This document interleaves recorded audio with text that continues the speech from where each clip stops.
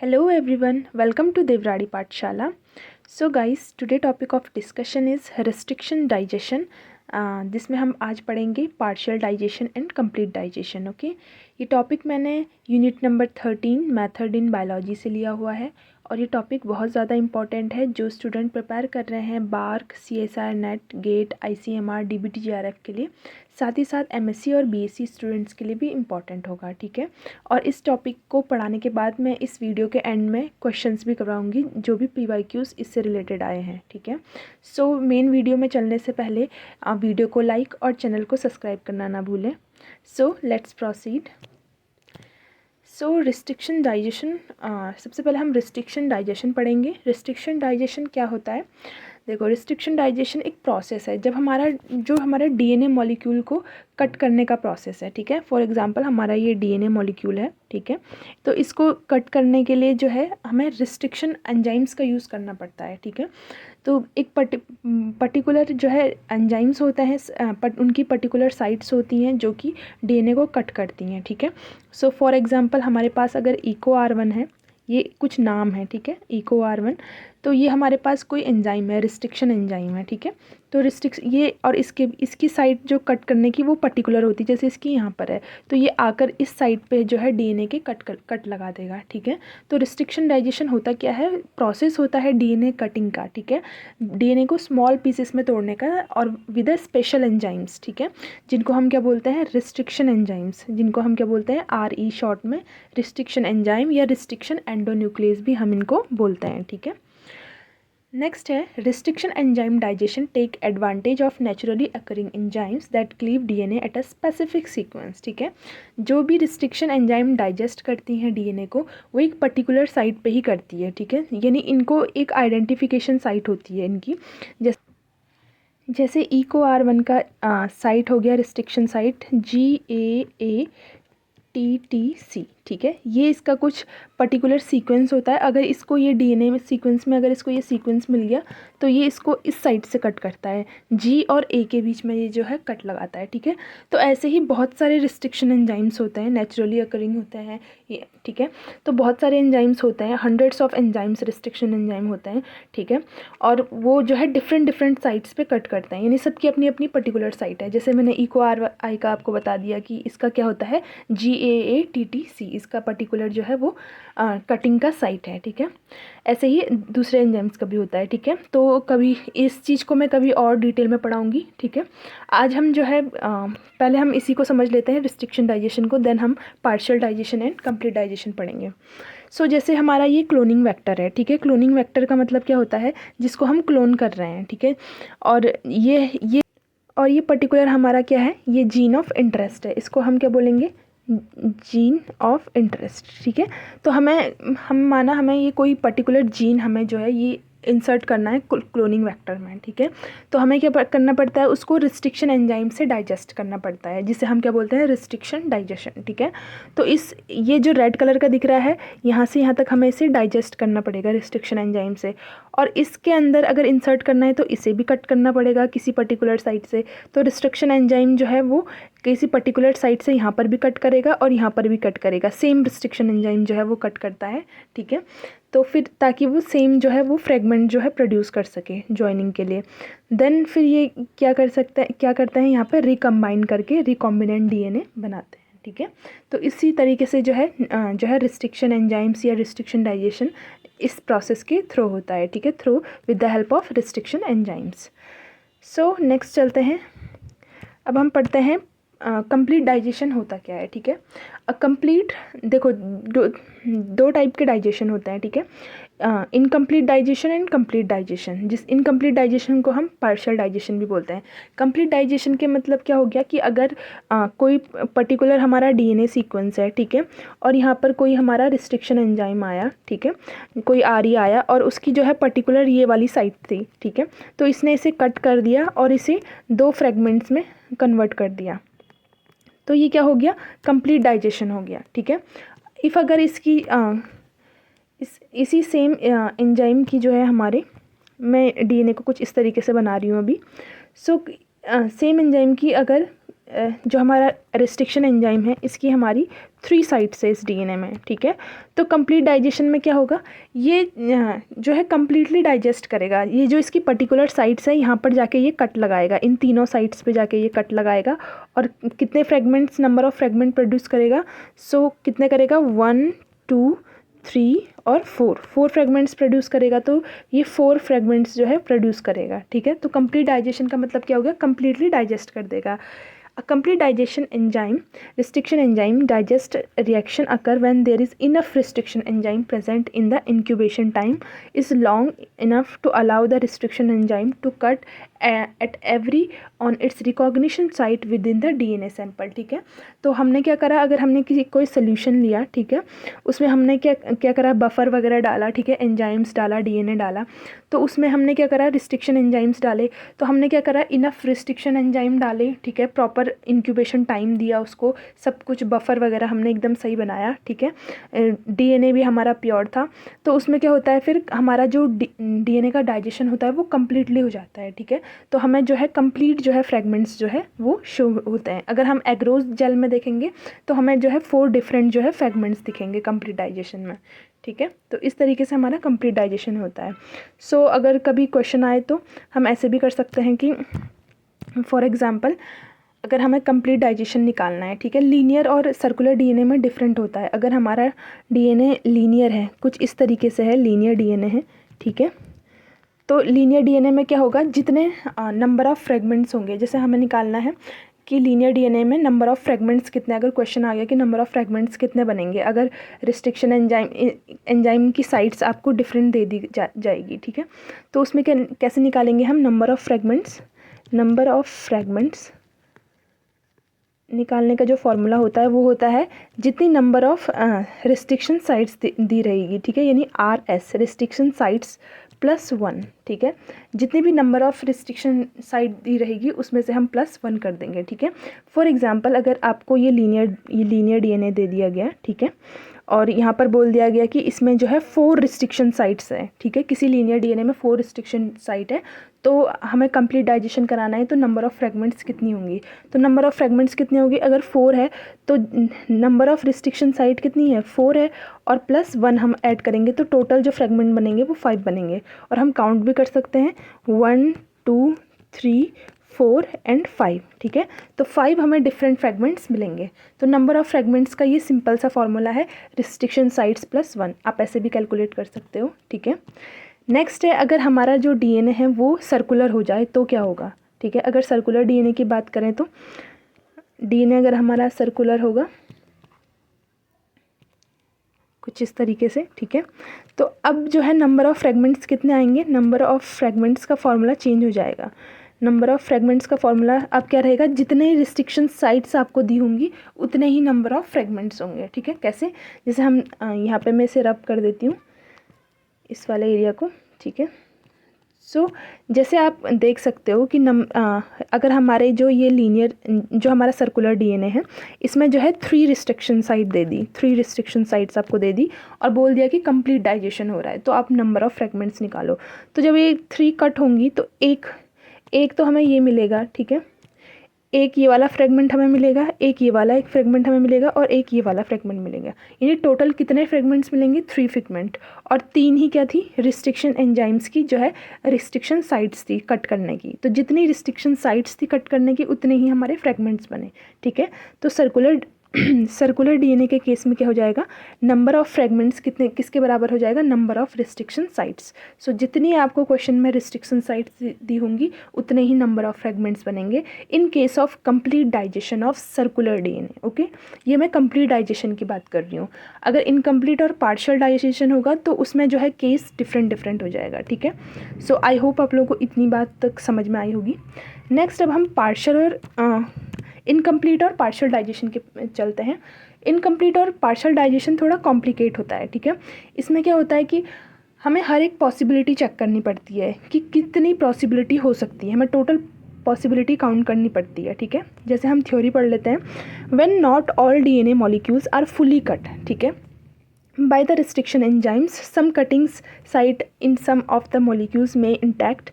This may result more DNA fragments than expected. Such incomplete partial digestion occurs many reasons. जैसे ऐसे digestion कैसे हो सकता है जब DNA प्रॉपरली कट ना हो तो, या तो आपने जो है रिस्ट्रिक्शन एंजाइम जो है सफिशिएंट अमाउंट में नहीं डाला उसमें, ठीक है, और या फिर इनएक्यूरेट पाइपेटिंग में कोई मिस्टेक हो गई, हैंडलिंग के टाइम पे कुछ एरर आ गया, या बैड क्वालिटी आपने डीएनए प्रिपेयर जो है अच्छा नहीं करा है, उसमें क्या है इम्प्योरिटी है डीएनए में, या फिर आप लोगों ने बफर या टेम्परेचर कंडीशन जो है वो प्रॉपर नहीं दी है उसको।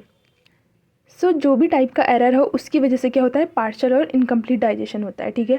अब जैसे अगर आप डाइजेशन कराओगे किसी सोल्यूशन में, ठीक है, तो इसमें एक डीएनए तो नहीं डालोगे, बहुत सारे डीएनए डालने पड़ेंगे, है ना, कोई गिन के एक डीएनए थोड़ी डाल सकता है।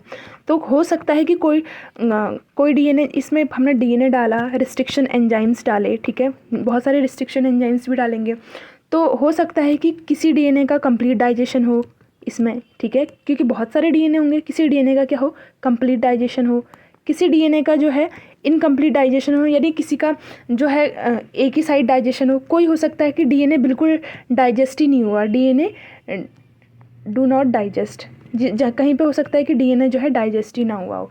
तो यानी हमें सारी पॉसिबिलिटी यहाँ पे देखनी पड़ेगी पार्शियल डाइजेशन में, कि कई डीएनए ऐसे होंगे जो डाइजेस्ट ही नहीं हुए होंगे, कई जो है कंप्लीट डाइजेस्ट होंगे, कई जो है आधे डाइजेस्ट होंगे, ठीक है। तो इस तरीके से हमें सारी पॉसिबिलिटी देखनी पड़ती है। जैसे मैं आप लोगों को एग्जाम्पल के थ्रू समझाती हूँ। जैसे हमारा ये डीएनए सेगमेंट है, ठीक है, हमारा ये डीएनए है, ठीक है। अब इसमें जो है जो रिस्ट्रिक्शन साइट्स है वो यहाँ पर 2 रिस्ट्रिक्शन साइट्स हैं, ठीक है, एक ये वाली रिस्ट्रिक्शन साइट है और एक ये वाली रिस्ट्रिक्शन साइट है। 2 रिस्ट्रिक्शन साइट हो गई जो ये है आ रही है, ठीक है। तो अब हमें बताना है कि टोटल नंबर ऑफ़ फ्रेगमेंट्स कितने बनेंगे, ठीक है, नंबर ऑफ़ फ्रेगमेंट्स कितने बन सकते हैं पार्शियल डाइजेशन में। तो पार्शियल और इनकम्प्लीट डाइजेशन, यानी अब हमें सारी पॉसिबिलिटी चेक करनी पड़ेगी कि कितने जो है इसके फ्रेगमेंट्स बन सकते हैं, नंबर ऑफ़ फ्रेगमेंट्स की अगर हम बात करें तो सबसे पहले देखो, एक तो या तो ये पूरा डाइजेस्ट हुआ होगा, एक कंडीशन ये है, तो पूरे डाइजेशन में ये कितने फ्रेगमेंट्स बने होंगे, 1 2 3 डिफरेंट फ्रेगमेंट्स बने होंगे, ठीक है। थ्री फ्रेगमेंट्स यहाँ पे मिल गए हमें एक पॉसिबिलिटी में। दूसरी में हमने क्या देखा कि ये बिल्कुल डाइजेस्ट नहीं हुआ, यानी हमें एक कंप्लीट फ्रेगमेंट मिल गया, एक ये कंप्लीट फ्रेगमेंट मिल गया। तीसरे कंडीशन में हम ये देख सकते हैं कि सिर्फ इतना ही डाइजेस्ट हुआ, यानी रिस्ट्रिक्शन एंजाइम जो है वो हमारा यहीं पर वर्क कर पाया, यहाँ पर वर्क नहीं कर पाया। तो हमें कितने फ्रेगमेंट मिले, 2 फ्रेगमेंट हमें यहाँ पे मिल गए, है ना, एक ये वाला पूरा फ्रेगमेंट और एक ये वाला फ्रेगमेंट। हो सकता है रिस्ट्रिक्शन एंजाइम सिर्फ यहाँ पर वर्क किया हो, यहाँ पर नहीं किया हो, तो हमें 2 फ्रेगमेंट्स अलग केस में मिल गए, ठीक है। तो ऐसी डिफरेंट पॉसिबिलिटी, यानी यहाँ पर टोटल नंबर ऑफ़ फ्रेगमेंट्स कितने आ गए, 3 + 2 + 2 और 1, ठीक है, यानी कि टोटल 8 फ्रेगमेंट्स हमें मिल गए, टोटल 8 फ्रेगमेंट्स हमें मिल गए, ठीक है। डिफरेंट 8 जो है हमें अलग अलग फ्रेगमेंट्स जो है टोटल, हम वैसे अगर हम काउंट करें तो इतने सारे फ्रेगमेंट्स हमें मिल गए, क्योंकि हमें क्या करनी पड़ती है, पूरी पॉसिबिलिटी चेक करनी पड़ती है, ठीक है। सो ये थी रिस्ट्रिक्शन डाइजेशन की कहानी, ठीक है। अब हम क्वेश्चंस के थ्रू समझेंगे कि कैसे हम जो है क्वेश्चंस हमें पूछे जाते हैं और कैसे हमें इन्हें सॉल्व आउट करना होता है। पार्शियल डाइजेशन का कोई फॉर्मूला नहीं होता है, ठीक है, इसको तो मतलब जितने हिसाब से जितने रिस्ट्रिक्शन साइड दी होती है उतनी हमें पॉसिबिलिटी काउंट करनी पड़ती है, ठीक है। सो क्वेश्चंस के थ्रू हम और डिटेल में करेंगे।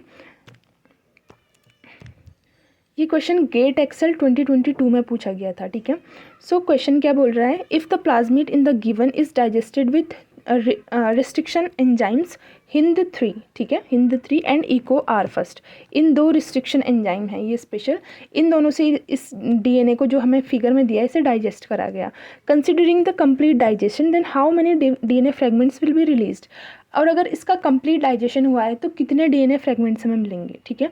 तो अभी हमने पढ़ा था कि सर्कुलर डीएनए में सर्कुलर डीएनए में कितना होता है, नंबर ऑफ फ्रेगमेंट्स किसके इक्वल होता है, फ्रेगमेंट्स अभी हमने पढ़ा था, नंबर ऑफ फ्रेगमेंट्स किसके इक्वल होता है, नंबर ऑफ रिस्ट्रिक्शन साइट्स के इक्वल होता है, RS के इक्वल होता है। तो यहाँ पर नंबर ऑफ साइट्स कितनी है, 1 2 3 4 साइट्स है, तो 4 ही हमारे क्या होंगे, फ्रेगमेंट्स भी जनरेट होंगे, एज सिंपल एज दैट, ठीक है। तो बहुत इजी क्वेश्चन पूछा गया था गेट एक्सेल 2022 में, ठीक है। और ये न्यूमेरिकल एबिलिटी टाइप क्वेश्चन था, यानी कि इसमें आपको ऑप्शन नहीं दिए रहते हैं, इसमें आपको सॉल्व करके डायरेक्ट आंसर लिखना होता है। तो इसका आंसर कितना आ जाएगा, 4 फ्रेगमेंट्स आ जाएंगे। ऐसे हम काउंट भी कर सकते हैं, एक ये वाला फ्रेगमेंट बन जाएगा अगर ये वाला और ये वाला साइड कट हो जाए, फिर एक दूसरा ये वाला फ्रेगमेंट्स बन जाएगा, ठीक है, ये वाली साइड, एक इतना छोटा सा फ्रेगमेंट बनेगा और एक जो है ये वाला फ्रेगमेंट बनेगा। तो टोटल जो है हमारे 4 फ्रेगमेंट्स हमारे जो है हमें मिल रहे हैं, ठीक है। और ये फार्मूले से भी हम कर सकते हैं, लेकिन ये फार्मूला सिर्फ किसके लिए है, कंप्लीट डाइजेशन के लिए है। अगर यहीं पर अगर पार्शियल डाइजेशन होता तो केस कंडीशन जो है वो अलग होती, ठीक है। तो हमारा जो राइट आंसर होगा वो आंसर क्या होगा, 4 होगा, ठीक है। 4 हमें जो है टोटल DNA फ्रेगमेंट्स बनेंगे, ठीक है। तो काफ़ी ईजी क्वेश्चन था। नेक्स्ट क्वेश्चन पे चलते हैं। नेक्स्ट है ये क्वेश्चन DBT JRF 2022 में पूछा गया है बैट एग्जाम में, ठीक है। बैट होता है लाइफ साइंस के स्टूडेंट्स के लिए, उसमें ये क्वेश्चन पूछा गया था, ठीक है। A plasmid has a 3 site of Eco R, ठीक है।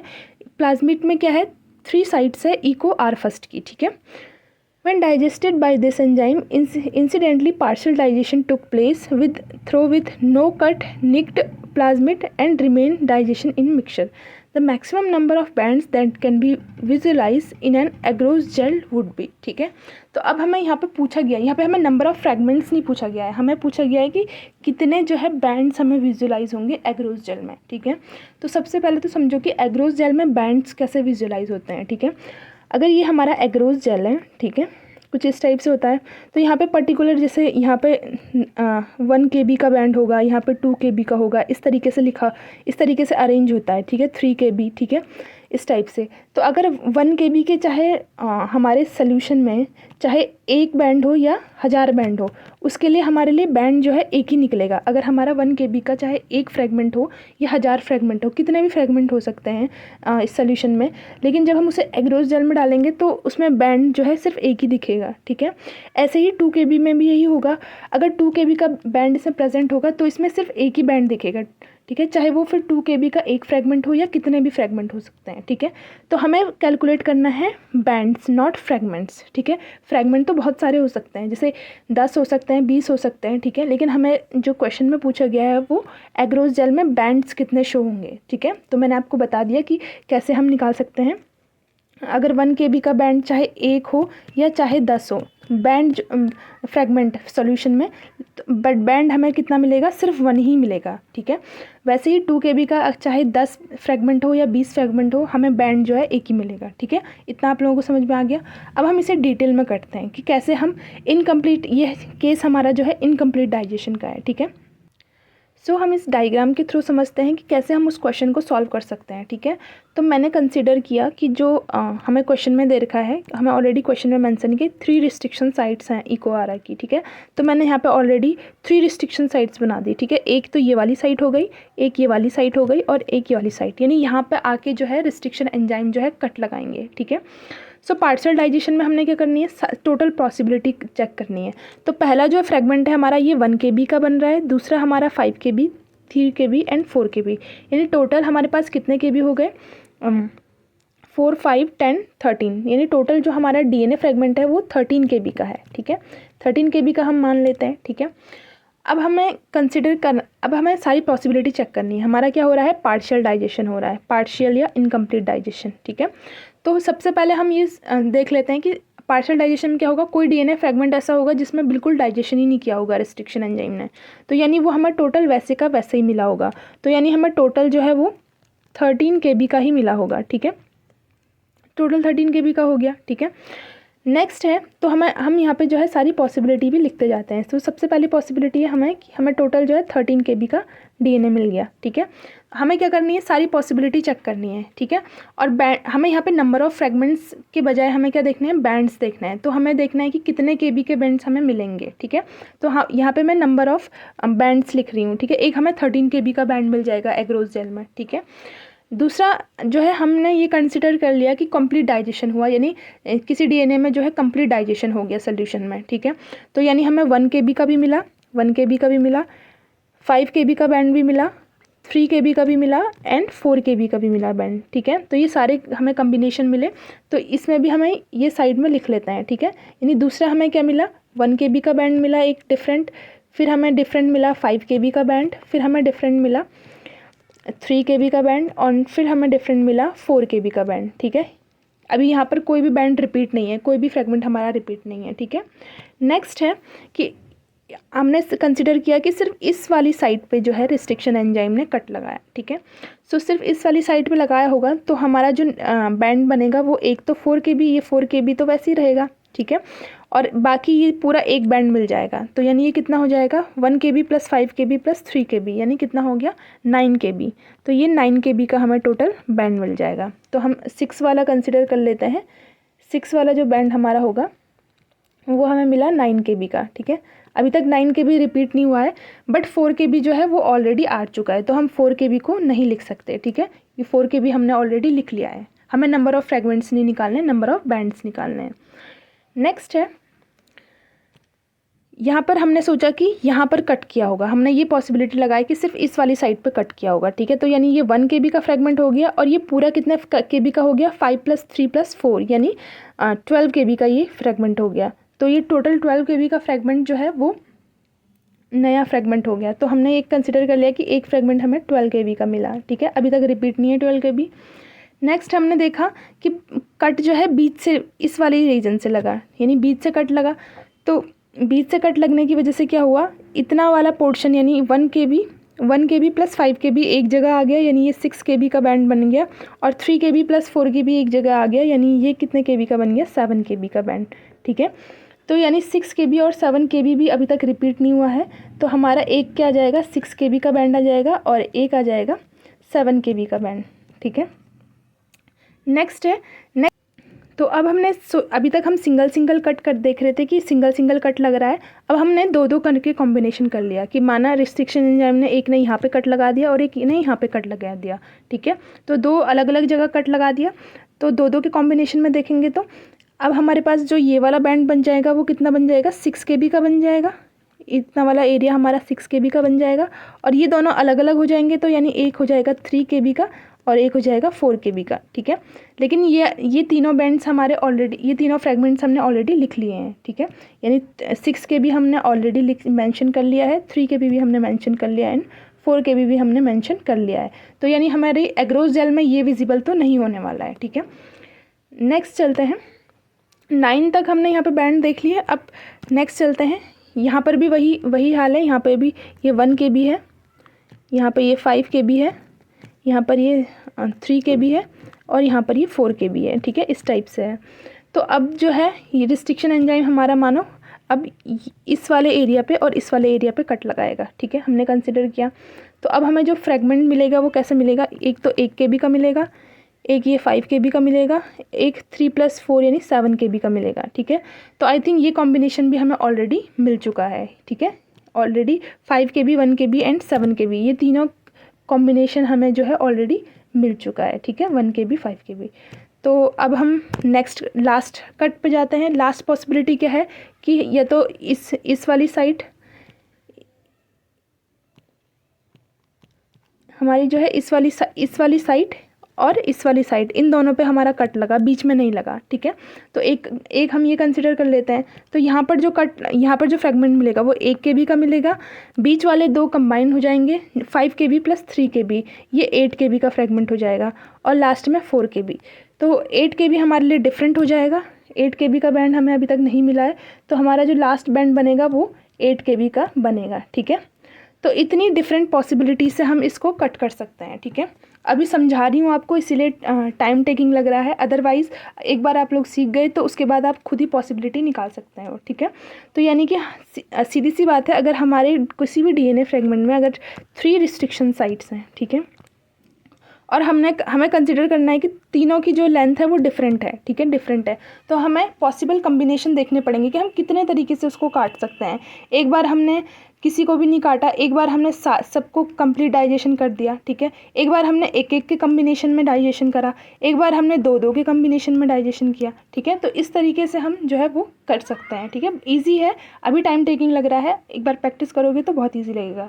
तो यानी हमें नंबर ऑफ़ फ्रेगमेंट्स तो बहुत सारे मिले, लेकिन हमें नंबर ऑफ़ बैंड्स कंसिडर करना है। तो नंबर ऑफ़ बैंड्स हमें कितने मिले? टोटल 10 बैंड्स मिले, ठीक है। 13 KB, 1 KB, 5 KB, 3 KB, 4 KB, 9 KB, 12 KB, 7 and 8 KB, 10 KB, ठीक है।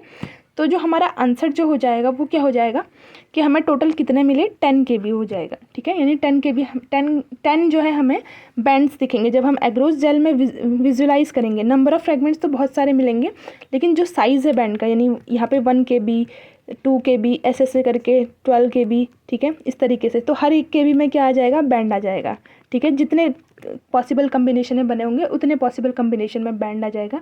तो टोटल जो हमें बैंड्स मिलेंगे यहाँ पर एग्रोस जेल में वो 10 मिलेंगे, ठीक है। तो आई होप आप लोगों को ये वीडियो समझ में आया होगा, पूरा प्रोसेस समझ में आया होगा, ठीक है। नेक्स्ट वीडियो में हम और डिफरेंट टॉपिक्स लेकर आऊँगी, ठीक है। आप लोग मेरे कमेंट सेक्शन में मेंशन कर सकते हो जो भी टॉपिक आपको मेथड्स इन बायोलॉजी से रिलेटेड जो है पढ़ना है, ठीक है। सो वीडियो को लाइक और चैनल को सब्सक्राइब करना ना भूलें। Thank you so much for watching this video.